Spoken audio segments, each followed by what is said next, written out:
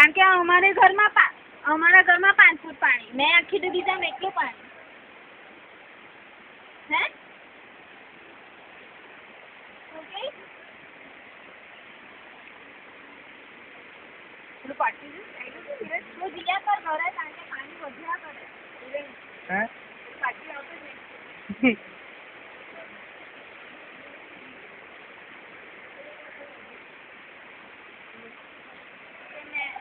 હવે તમે ફોન કરવાની કારણ કે મારા ઘરમાં તો 5 ફૂટ પાણી આવશે.